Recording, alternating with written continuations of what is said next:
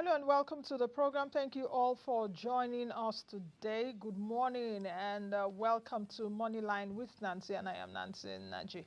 Today on the program, we will be looking ahead with my lenses.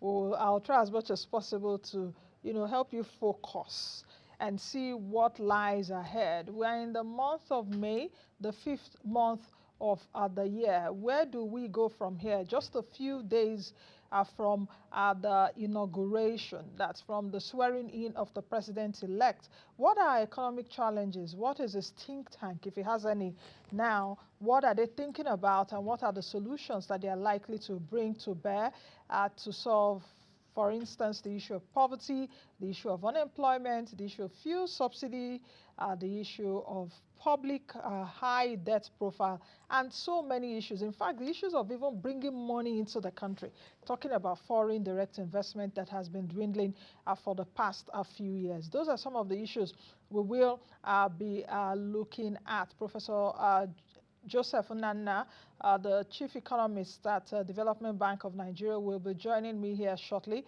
to give us some insight as to some of the questions that I will be asking shortly. But don't forget to join us on all our social media platforms. The handles are on the screen. If you're not doing that, please do that right now, especially subscribe to our YouTube channel at Moneyline with Nancy TV. Welcome back to the program. Joining me right now is Professor Joseph Nana, who is the chief economist at Development Bank of Nigeria. Hello, Joseph, and welcome to the program. Hi, Nancy. Hi. Lovely to be here. Welcome. How are you doing? I'm doing well. Okay. Joseph, just before we go into the first question. Sure. Development Bank of Nigeria, explain to Nigerians what it really does, because I know that it was when Madam Okonjo was the finance minister that she molded the idea, and of course you've been in existence now for a few years. Yes. Not five and a half years. Five and a half years. So speak to Nigerians about what the DBN is about. I know that of course you on lend to MSMEs, sure. But not directly from you. You on lend to those that will give to them. That's correct. But just explain. Okay. Exactly so broadly speaking, the Development Bank of Nigeria is a wholesale tier 2 lender, which basically means we unlend through commercial banks, microfinance banks, merchant banks, and other financial intermediaries to get funds to the intended beneficiaries who are players in the micro, small, and medium enterprise ecosystem. To that end, we were conceived in 2014 and so on, but we started operations in earnest in 2017.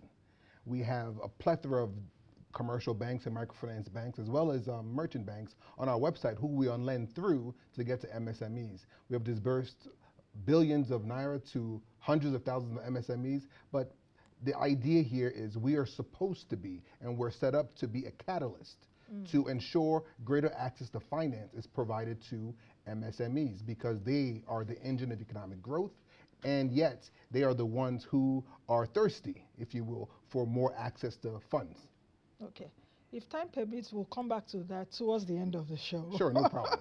But let me begin by asking you, what is your diagnosis of the current Nigerian economy? You're the chief economist at the DBN, so I can imagine that you'll be permutating and be looking at the numbers, Sure. projection, forecasting, and all of that. Okay. What is your own diagnosis of where we are right now? Let me start by saying this. So MSMEs are the drivers of economic growth. So whatever happens to them, policymakers, governments, private sector, they should be concerned, because ultimately they are the ones who will create more jobs. They will be the ones to essentially transform finances to business needs and so on. But more importantly, I would say if you take a look at the macroeconomic landscape of the country, Nancy, you see, if you take a look at the Purchasing Managers Index, this is basically the pulse of the private sector enterprise. If you take a look at the manufacturing PMI and the services PMI, last month in March, it declined to around 42 to 43 index points. Anything below 50 means you're contracting. Yeah. Anything above 50 means you're expanding. So the manufacturing side was contracting last month, but it's since picked up.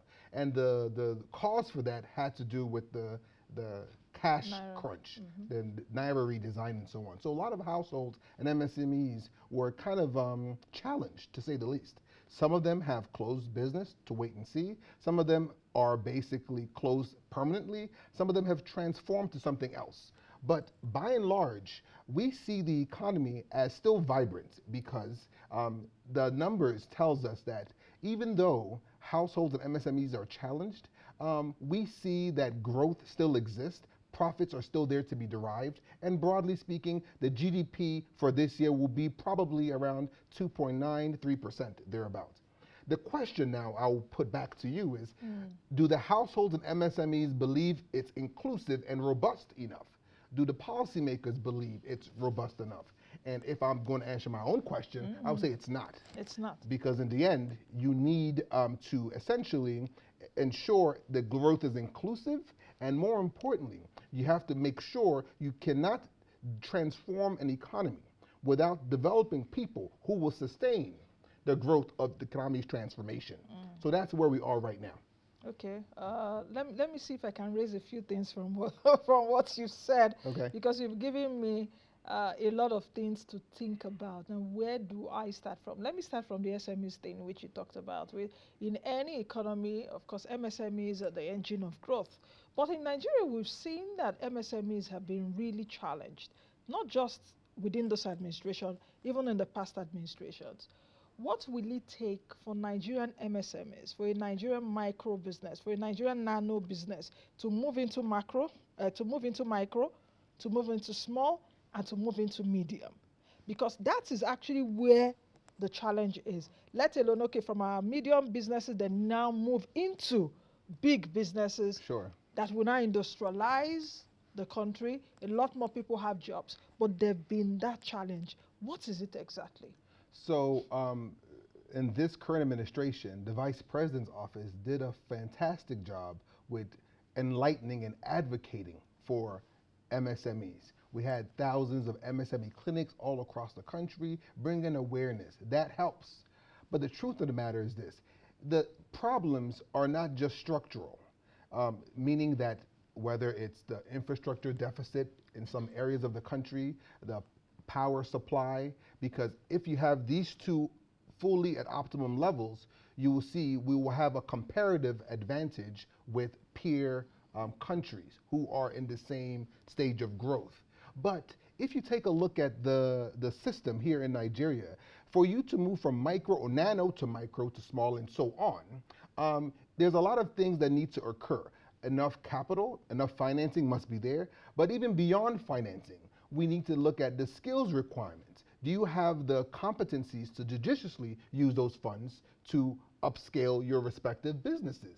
And by and large, we've seen that a lot of SMEs or MSMEs in this context, micro businesses, have a lot of heavy lifting to do in terms of bringing their skill sets to the fore to be competitive in their respective markets. But that's why DBN and a plethora of other organizations have been investing lots of resources in driving capacity building to MSMEs to ensure they have direct access to funding to ultimately grow the respective businesses. Do we have an SME growth kind of framework in Nigeria? Do we have that? An SME growth framework? Yes, an SME framework, so to Of speak. course. So when we look at an SME, so the SMIDAN, for example, has done a great job with other firms to dimension their number of MSMEs in the country. Yes. That's one. Yes. Two, they have now dimensioned the challenges, whether supply side constraints and demand side constraints. We have done our own studies too in DBN, and we see the challenge there to be immense. One company, DBN, cannot solve it all. Bank of Industry cannot solve it all. Nexim cannot solve it all. Private sector as a whole cannot solve it all. We need a proper handshake between the federal government as well as private sector to ensure that growth is inclusive. That's why I have to commend the Vice President's office, because they've done a commendable job in trying to create awareness to the need and sense of urgency, and ultimately, you know, in terms of creating the pathway to accessing finance and the skills required to use those funds to grow their respective businesses. Now, the question is, have they done enough? I would say more needs to be done because in the end, Rome was not built in a day. Now, the question is from what they have done. I understand a lot of MSMEs clinic around the country. How do we move from that in terms of awareness right now to actual seeing MSMEs thrive? Sure. Because that is it's not about having awareness. For example, this show we had a personal and business acceleration masterclass just a few months ago, and we're planning another one this year. And why was that done? We wanted to at least move away from the studio Sure. to go to The field. the field. Nigerians come speak to us, speak to our experts, people like you. They meet you one-on-one, they share their challenges with you, and you give them solutions. Sure. And I noticed, I realized a lot of challenges at that session, at that meeting or seminar last year. In fact, for example, collateral registry. Okay. Many people that came for the conference did not know what collateral registry is, that we do have a collateral registry. Absolutely. Even though they have been talking about it, singing about The it on the acronym show. is NCR, National Collateral, Collateral Registry. registry. Yes. Many people do not know that. So you can imagine, how do we move from awareness? Okay. How do we convert communication, awareness of what MSMEs should be doing, the skills they should be having, to actual seeing them thrive? So the awareness is one thing, but the quality and the velocity of the awareness matters too. So for example, are you making this awareness campaign in broken English, in local languages, and so on, so that the grassroots MSMEs understand the requirements? Are you basically sensitizing the folks enough frequently? That way it's on billboards, it's on newspapers, it's everywhere. So there are different ways to basically create awareness. And whether you're creating awareness is one leg. The other leg is the partnerships with the respective banks. So for example, collateral is a problem, but a lot of banks now have moved away from collateral as a major emphasis in their credit appraisal process. I can tell you for free here that some banks, commercial banks I know of, they will say, okay, show me a positive cash flow statement. And Show not me- a collateral. We will de-emphasize your collateral. Collateral. Show me a positive cash flow statement. Open an account with us. Let us see your business. Let us see your returns. If you show that, they will unlend to you the amount of your positive cash flow, and you grow over time. So you don't really have to pledge your collateral. Yes, if you want big ticket items, big ticket loans, sure, pledge your collateral. If you have liquid collateral like treasury bills and so on, do that. But if you don't have that, you can still speak to, especially micro and small businesses, speak to your account officers, speak to these folks, and they'll walk you through their credit appraisal process and what you need to do. Because in the end, what I've observed though is a lot of folks believe that, oh, there's no need talking to my banker because they'll tell me no. So they're already defeated before even trying. I've raised money from family, friends, and so on. That's a good start. Show me your financials. When we do training, we do capacity building training in DBN. We have spoken to countless MSMEs, micro businesses specifically. They see revenue as profit sometimes. Yeah. And that to me is mind-boggling. So if you were a bank, would you lend to somebody like that? That's a recipe for disaster. I'm speaking bluntly right now. So you have to look at the resources of a bank as other people's money. It's not the bank's money, it's other depositors' funds that they're on lending, taking risks out on people. The bank's job, sure, the commercial bank and microfinance banks and merchant bank job is to create these risks assets. That's your job. But ultimately, why would I take a risk on you if you don't know the difference between revenue and profit? That's the starting point. Financial knowledge is key. And that's why shows like this exist. Because I also understand that gap. It's a very serious gap. It's a serious gap. I said it last week that your business money is different from your personal money. Absolutely. You know, if you're a business owner, what your business makes is different from your personal and some micro and some MSMEs actually, they'll say, oh, I'll just pay from this account and I'll reconcile later. Later never comes. Later never comes. Okay, Joseph, let's move over to another issue. Last week we woke up to the approval of the Senate and the House of Reps concerning the securitization of the ways and means of 23.7, 22.7, Sure. it depends on, but about 23 trillion naira. Okay. What would you say about that? Of course, what an average Nigerian understands is that our debt has increased. The last public debt, at least 46 trillion from, is it 46 or 44, from the Debt Management Office. What does all this mean? That's a loaded question, Nancy. Okay, so Section 38 of the CBN Act tells us what the central bank needs to do in terms of unlending to the federal government through ways and means advances, right? But and how to repay it. Subsection 2 tells us the timelines to repay those loans, if you will, those advances to the federal government. You see, if every central bank and every government goes to the central bank through ways and means and gets money, they will have no need to go through National Assembly to approve federal budgets and so on. The real work is being able to tax, generate the revenues, then spend judiciously across the 36 states plus the federal government. That's the FCT.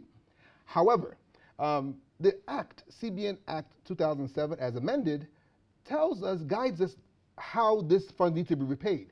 The loans that need to be advanced should not exceed 5% of previous year's revenue, and it should be repaid before the financial year of the federal government ends. So that in itself tells me everything I need to know about the securitization.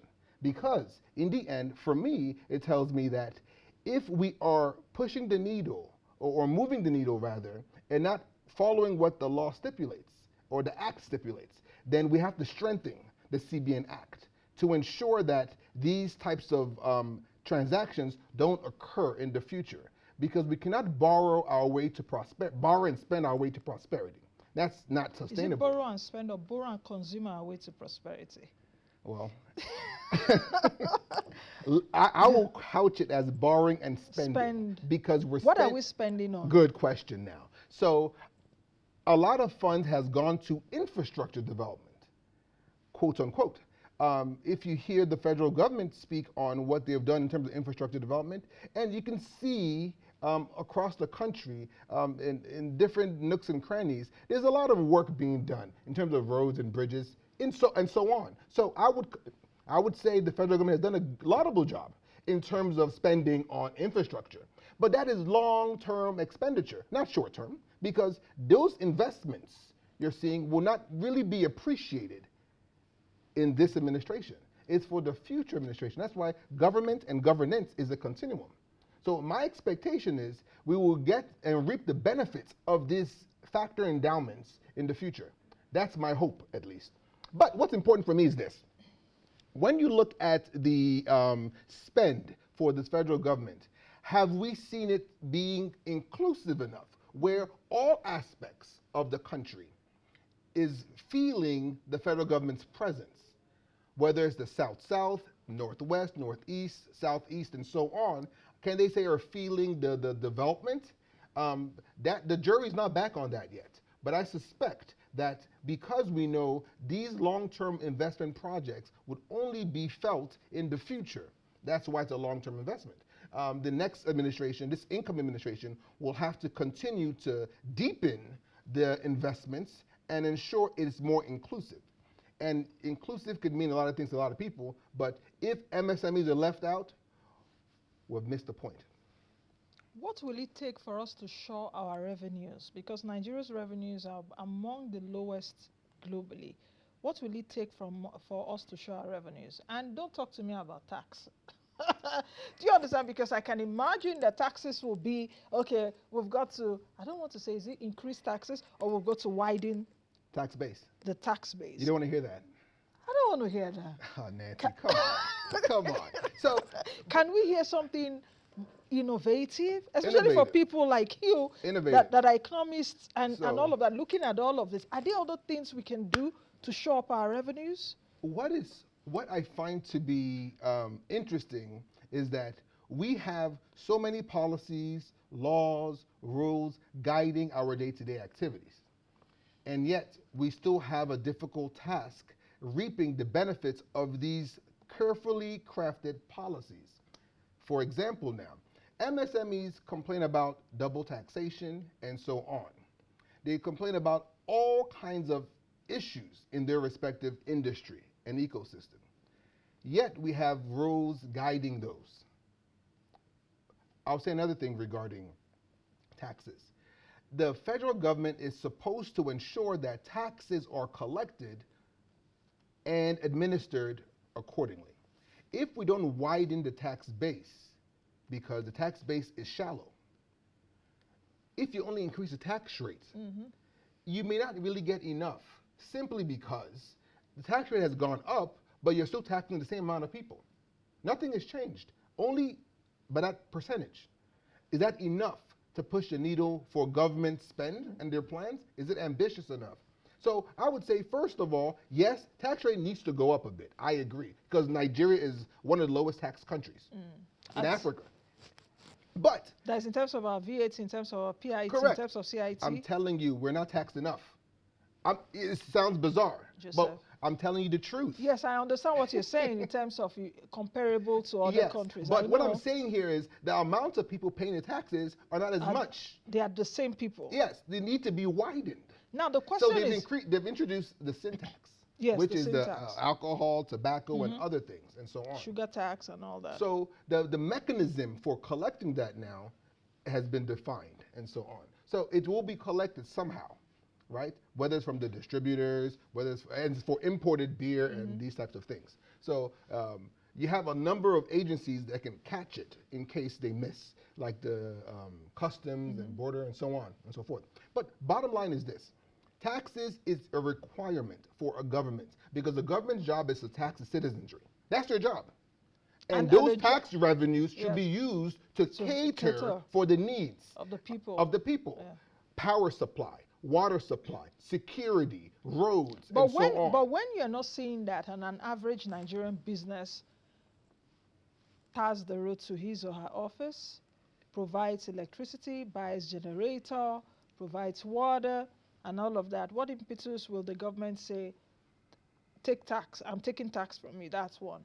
The second question is, okay, widen the tax base. Agreed. Amongst who? Where will you collect it from now? Where, according to the NBS data and the Smidan data, which you talked about, I think about 3 years ago or 4 years ago, the MSMEs data came out showing us about 41 million MSMEs in Nigeria. It has reduced further to about 39 million MSMEs. That shows that businesses are closing. That shows that people are going out of business. So who are those that you are going to tax or bring into the tax base?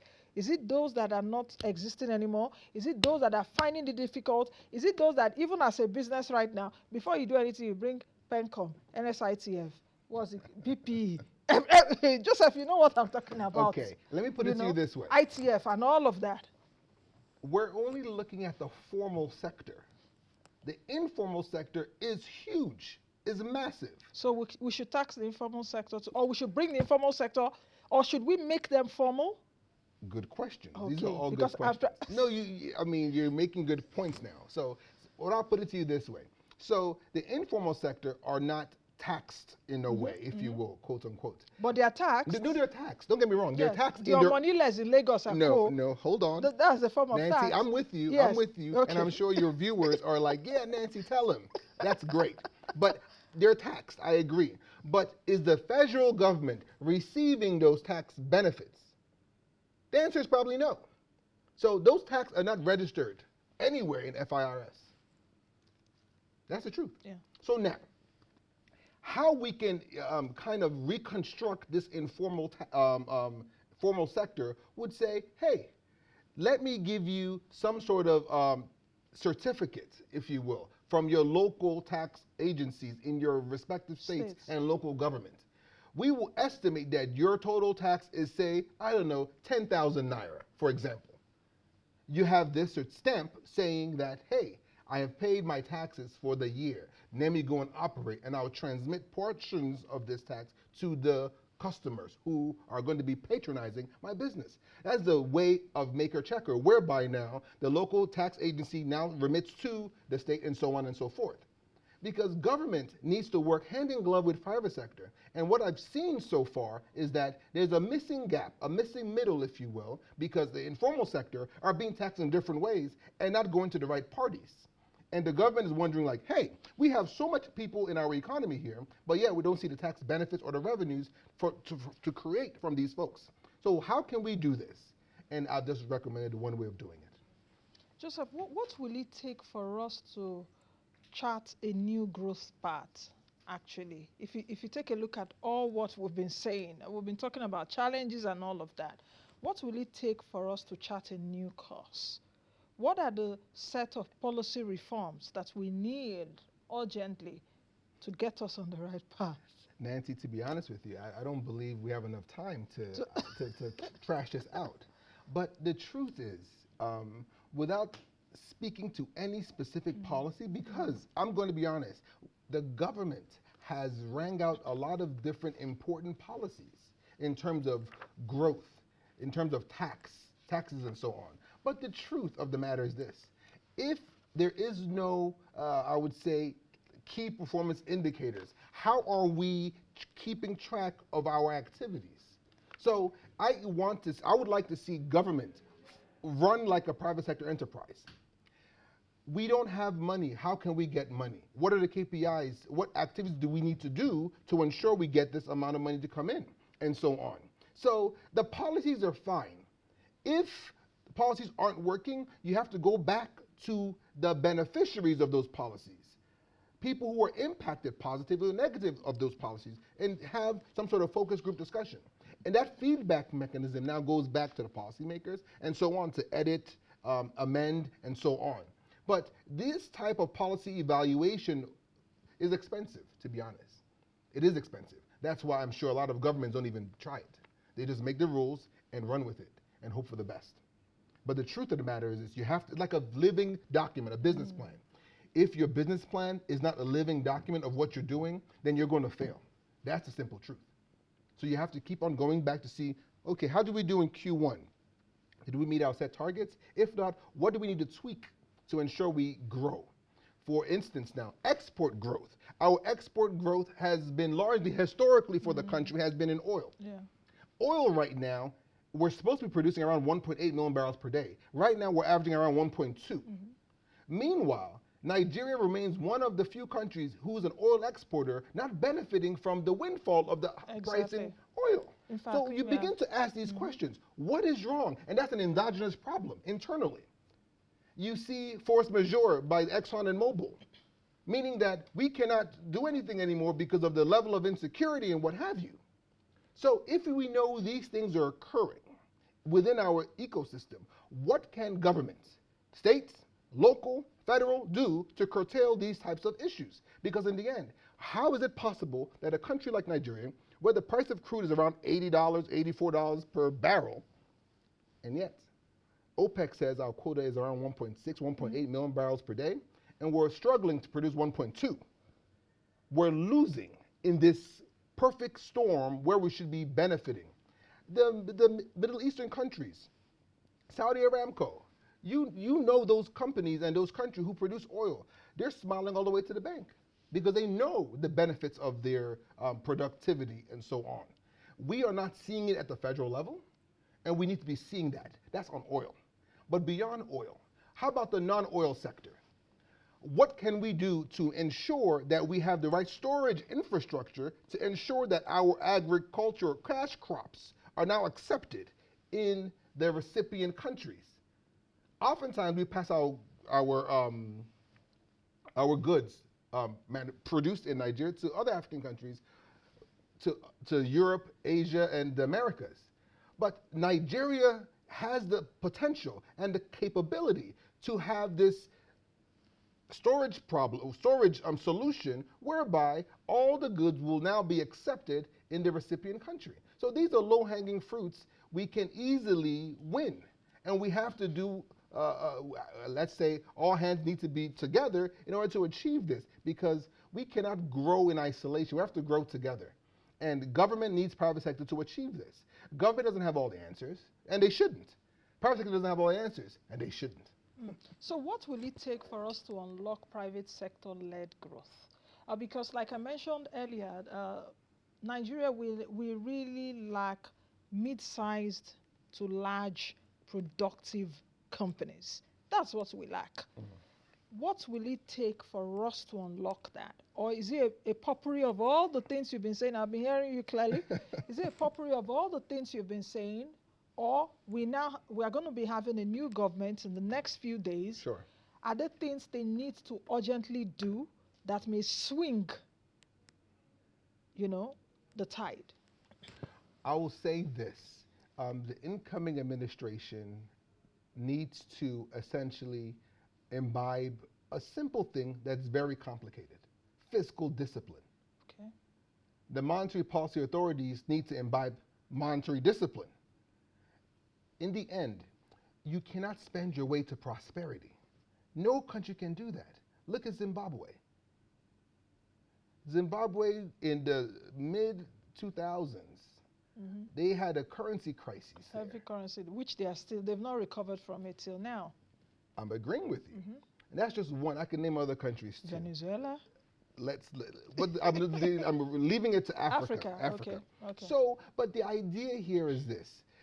Imbibing fiscal discipline is of paramount importance because you need to stick to a script. You can't just keep on doling out cash to ensure you're growing, because in the end, if it's not coordinated growth, you see this uncoordinated results. So you see pockets of good things here and there. You wouldn't see a big bang inclusivity of growth spurring in all sectors.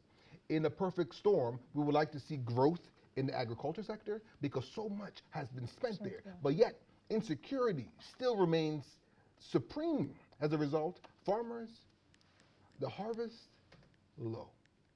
We don't have a situation where we have year-round farming where there is, if you like, what's the word I'm looking for here?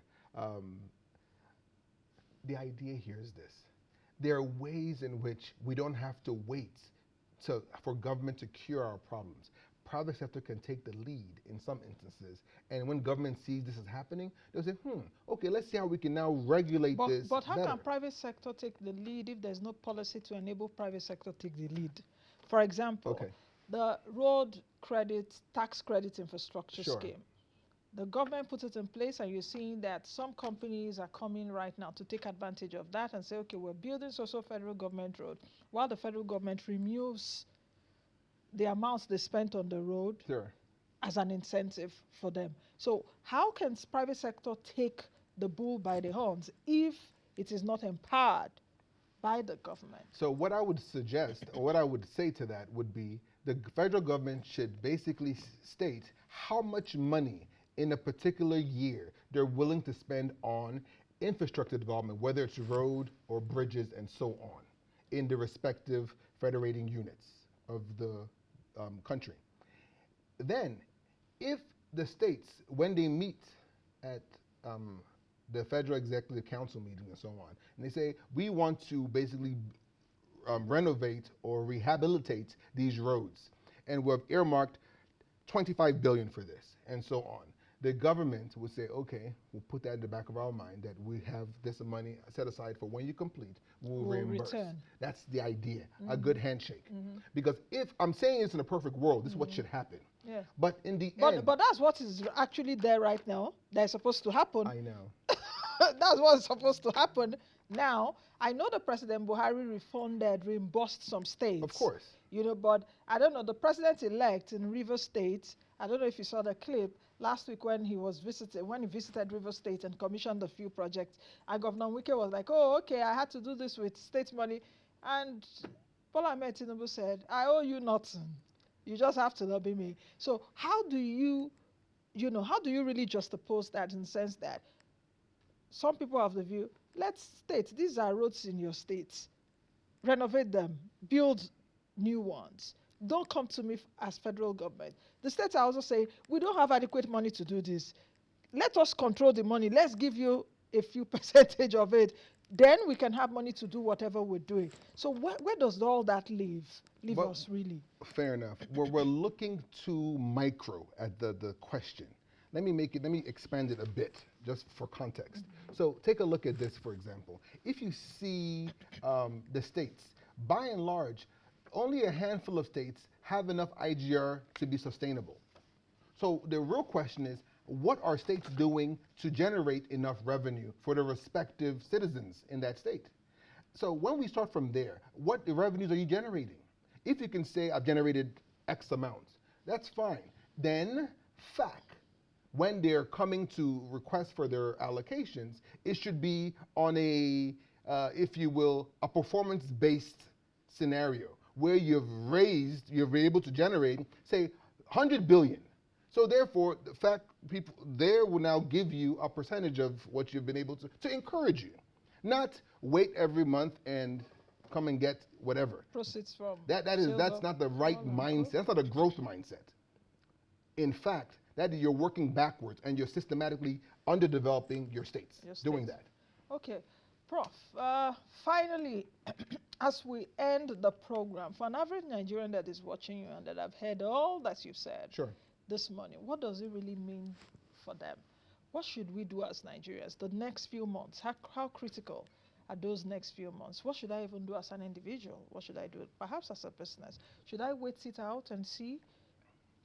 What do you think? A lot of Nigerians are already leaving the country. That has been a trend for quite some time. But we've seen historically there's been times in our history where Nigerians leave and come back and so on. Maybe this is another episode of that happening.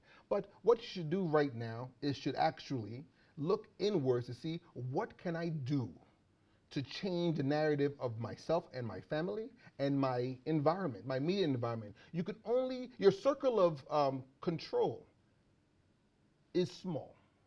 Your circle of concern is big.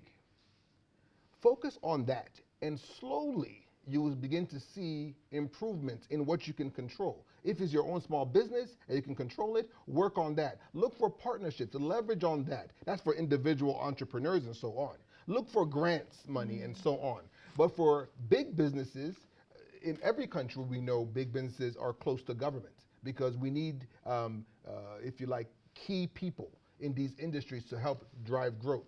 Key into the supply chain, key into the value chain of those big businesses. Look for ways through partnerships to do that.